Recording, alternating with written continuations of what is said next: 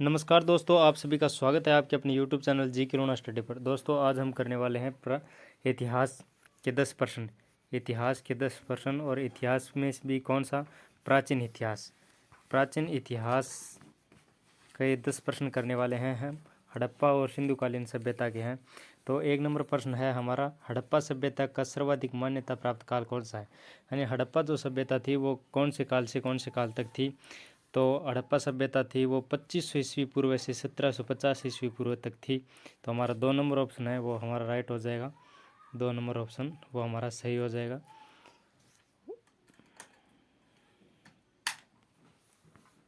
इसकी व्याख्या है, ये देखिए, रेडियो कार्बन C14 जैसी नवीन विश्लेषण पद्धति के द्वारा सिंधु सभ्यता का सर्वमान्य तिथि यानी 2500 ईसा पूर्व से 1700 ईसा पूर्व मानी गई है। और इसके बाद में सिंधु सभ्यता की खोज राय बहादुर दयाराम साहनी ने की थी। यह भी परीक्षा की दृष्टि से इम्पोर्टेंट प्रश्न है दोस्तों, कि सिंधु सभ्यता की खोज किसने की थी? तो राय बहादुर दयाराम साहनी ने की थी। और सिंधु सभ्यता को प्राग ऐतिहासिक काल अथवा कांस्य युग में भी रखा जा सकता है। इस सभ्यता के मुख्य निवासी द्रविड़ एवं भूमध्य सागरीय थे। और अगला दूसरा प्रश्न है, सिंधु घाटी की सभ्यता निम्नलिखित में से किस सभ्यता के समकालीन थी? सिंधु घाटी की सभ्यता है वो किस सभ्यता के समकालीन थी? मिस्र की सभ्यता के, मेसोपोटामिया की सभ्यता के, चीन की सभ्यता के, ग्रीक की सभ्यता है? तो सिंधु घाटी की जो सभ्यता थी वो किसके समकालीन थी? तो सिंधु घाटी की सभ्यता थी वो ग्रीक के समकालीन थी। ग्रीक सभ्यता है उसके समकालीन थी, ग्रीक। अब इसकी व्याख्या देख लीजिए कि सिंधु घाटी की सभ्यता मिस्र, मेसोपोटामिया एवं क्रीट सभ्यता की समकालीन थी। क्षेत्रफल की दृष्टि से यह भाग मिस्र, मेसोपोटामिया एवं क्रीट की अपेक्षा कहीं अधिक विस्तृत था। समकालीन विश्व की कोई अन्य सभ्यता सिंधु सभ्यता से विस्तृत नहीं थी। इसके सभी स्थलों से प्राप्त तत्वों में न केवल समता वर्ण एक रूपता थी। सुमेरिया यानी मेसोपोटामिया में सैंधव जैसी सभ्यता के बर्तन, मोहरें तथा चूल्हे मिले हैं। मिस्र में मिले आभूषणों और श्रृंगार प्रसाधन सैंधव आभूषणों तथा श्रृंगार प्रसाधनों जैसे हैं। क्रीट सभ्यता में प्राप्त चित्र भी सिंधु घाटी के चित्रों के समान है। इससे प्रमाण होता है कि सिंधु घाटी सभ्यता का सुमेरियन, मेसोपोटामिया, मिस्र तथा क्रीट सभ्यताओं का व्यापारिक संबंध था।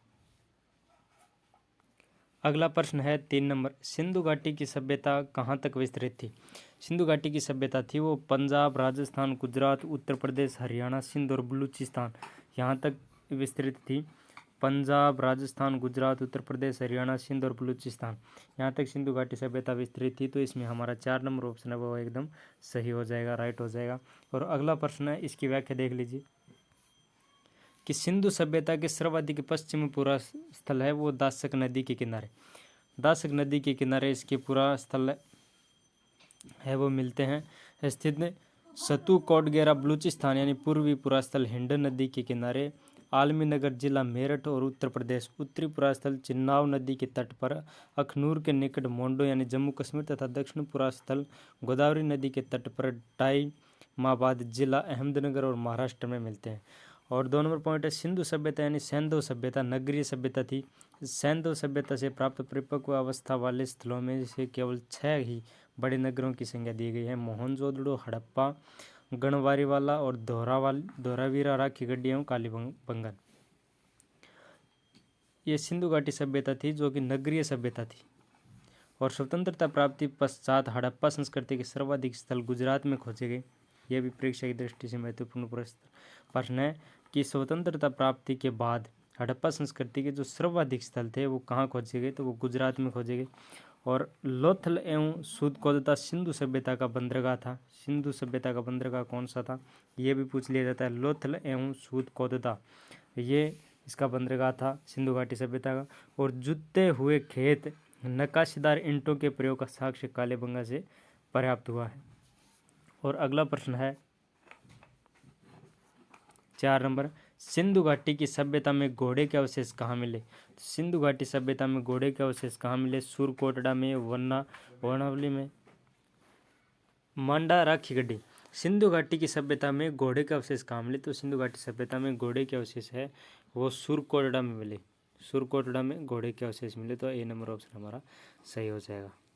और इसकी व्याख्या देख लीजिए।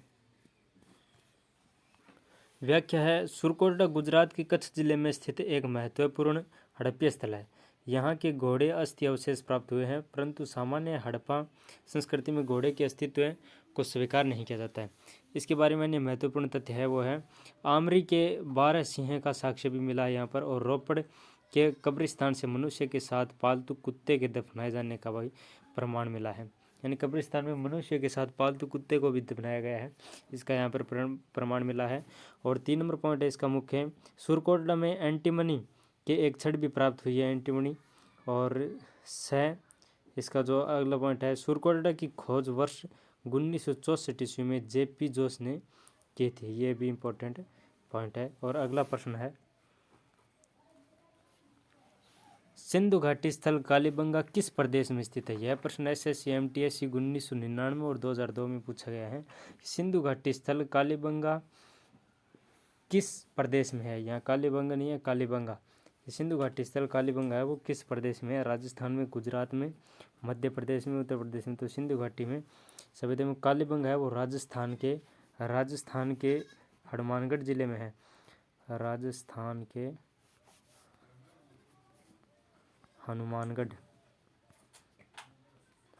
जिले में है कालीबंगा, और राजस्थान के हनुमानगढ़ जिले में स्थित है। और अगला प्रश्न है, निम्नलिखित में से किस पदार्थ का उपयोग हड़प्पा काल की मुद्राओं के निर्माण में मुख्य रूप से किया गया था? SSC MTSC 2000 और 2002 और नीट और JRF 2016 में यह प्रश्न पूछा गया। निम्नलिखित में से किस पदार्थ का उपयोग हड़प्पा काल की मुद्राओं के निर्माण में मुख्यतः किया जाता था? सेल खड़ी, कांसा, तांबा और लोहा। तो इसमें जो मुद्राओं का निर्माण है वो सेल खड़ी से किया जाता था, यानी स्टेटेटाइट से किया जाता था, सेल खड़ी से। निम्नलिखित में से किस पदार्थ का उपयोग हड़प्पा काल की मुद्राओं के निर्माण में किया जाता था? तो वो सेल खड़ी से, धातु से किया जाता था।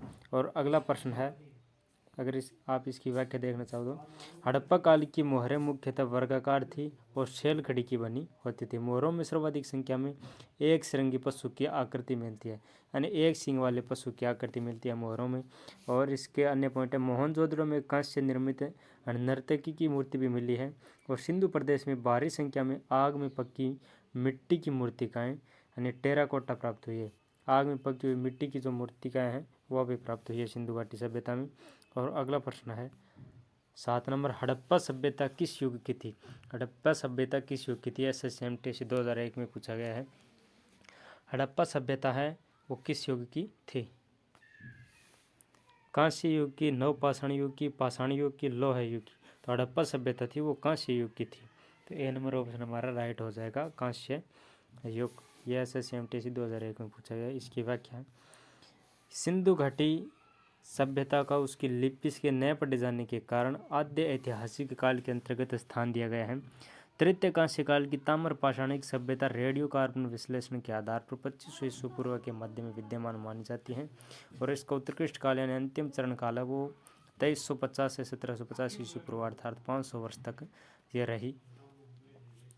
और अगला प्रश्न है 8 नंबर, सिंधु घाटी सभ्यता के लोगों का मुख्य व्यवसाय क्या था? सिंधु घाटी सभ्यता के जो लोग थे उनका मुख्य व्यवसाय क्या था? रोजगार का साधन क्या था? व्यवसाय था मुख्य, ये SSC MTSC 2001 में पूछा गया है। व्यापार था, पशुपालन था, शिकार था, कृषि था। तो सिंधु घाटी सभ्यता के लोगों का मुख्य व्यवसाय व्यापार था। ये नंबर ऑप्शन हमारा राइट हो जाएगा।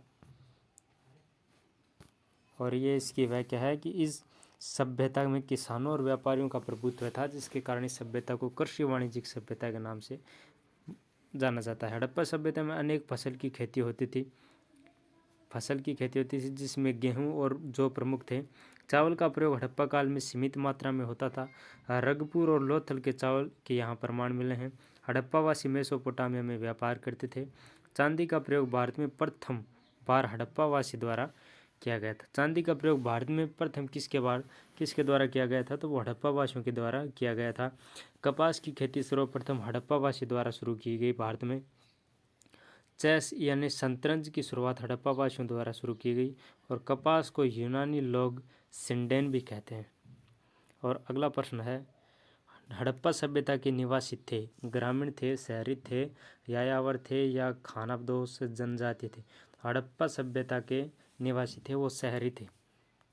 हड़प्पा सभ्यता के निवासी वो शहरी थे। ये SSC MTSC 2001 में पूछा गया है यह प्रश्न।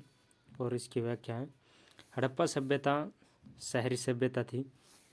भारत का प्रथम नगरीकरण हड़प्पा सभ्यता द्वारा शुरू किया गया।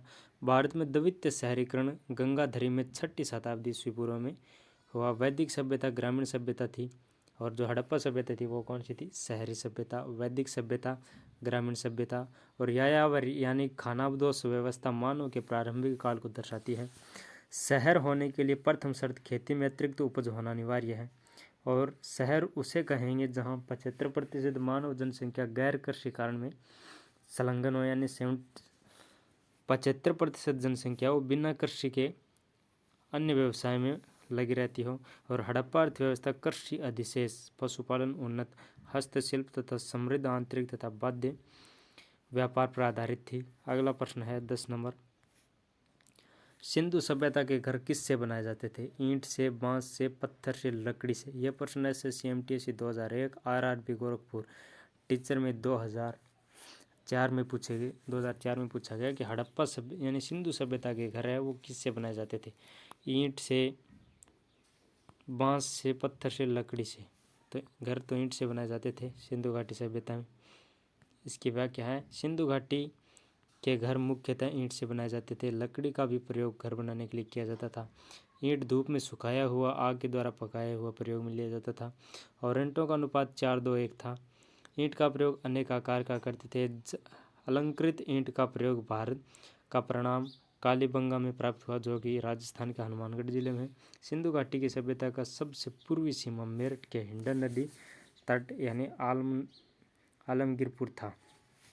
ये 10 प्रश्न कंप्लीट हुए प्राचीन इतिहास के, और अगले 10 प्रश्न अगले वीडियो में अपलोड कर दिए जाएंगे। Thanks for watching the video. अगर आपको इन प्रश्नों की PDF चाहिए तो PDF नीचे टेलीग्राम लिंक दिया गया है, वहाँ से प्राप्त कर लीजिए। धन्यवाद।